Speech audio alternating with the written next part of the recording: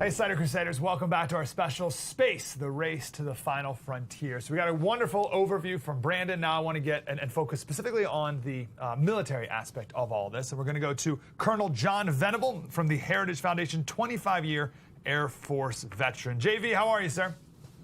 Mike, it's great to be with you. I'm doing great. I hope you're the same. We sure are. Good to talk to you, Colonel. Let's go to the beginning. What problem was the Space Force trying to solve where the Air Force, where we needed to make a new branch separate from the Air Force?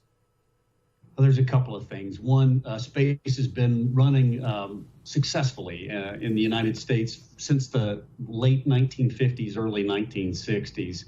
But over that time, we generated several different tracks of effort. So the Navy had a track, the Army had a track, and the Air Force had a track, each somewhat related, but completely separate, if that makes sense, in their endeavors.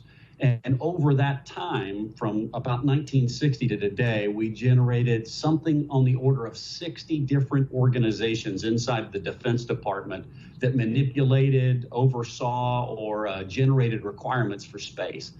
They were completely disjointed. No one was in charge.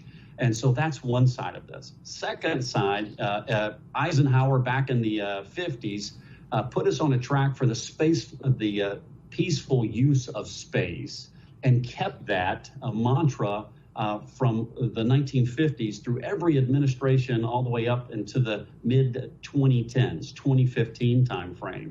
And so we really didn't lean into the thought process that space is a warfighting domain and has been for many years. The Chinese and the Russians made it so, and now we have to catch up. And so the Space Force kind of is trying to combine all of those efforts, put all of those organizations into a much more streamlined facet, and then get us thinking offensive, defensive, and actually fighting a war in space. Makes perfect sense. This is hard to have metrics for, I'm sure, but where would you say we are in this race with Russia and China and other countries? Are we far behind? Are we far ahead? Where are we? I would say that we're at a parity to slightly ahead, but this has just happened over the last 4 years with the Trump administration, his initiatives to free up commercial space and to actually bind commercial, civil, and military aspects of this endeavor.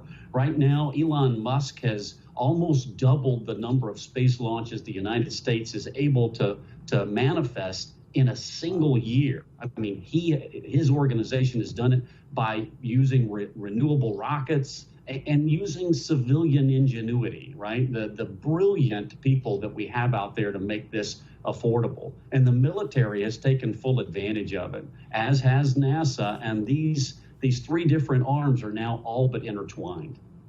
That's good. What type of weaponry are we talking about? Do we have and or other countries have? Well, the anti-satellite or ASAT capabilities of China and Russia are pretty much well known. The Chinese have tested several different ASAT rockets launching from the surface up into the space low Earth orbits, and now they're looking to actually go all the way out to GEO in their ASAT capabilities. The United States dabbled in this back in the 70s and 80s, and we actually launched a single rocket off of a F-15 and successfully intercepted a satellite. But the amount of debris this creates makes space a very much more hostile environment, and we don't like that. So the Chinese are well ahead. The Russians are in that same ballpark. They're ahead. But now we have to figure out how we're going to go about having an offensive capability without generating all that debris.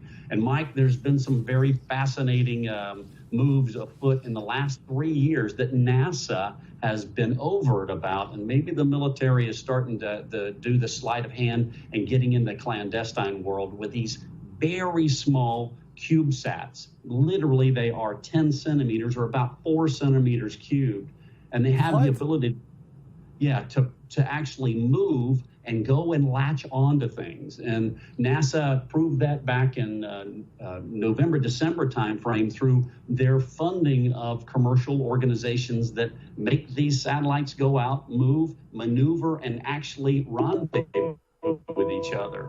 What that's going to allow us to do in the military is take these CubeSats, launch them from motherships, if you will, that get close to a target satellite, send them over, and then they can latch onto these hostile satellites and just sit there as parasites. They can collect, they can dismantle, or they can actually destroy in a way that doesn't create debris. And these systems, I believe, are now being fielded. There's nothing in the overt world, but everything leads you to that conclusion. Thanks for watching the Heritage Foundation's YouTube channel. With more than 500,000 members, we are the nation's largest conservative research and education institution. We believe the principles and ideas of the American founding are worth conserving and renewing. Please help us further our mission by subscribing to this channel and sharing our videos with your family and friends.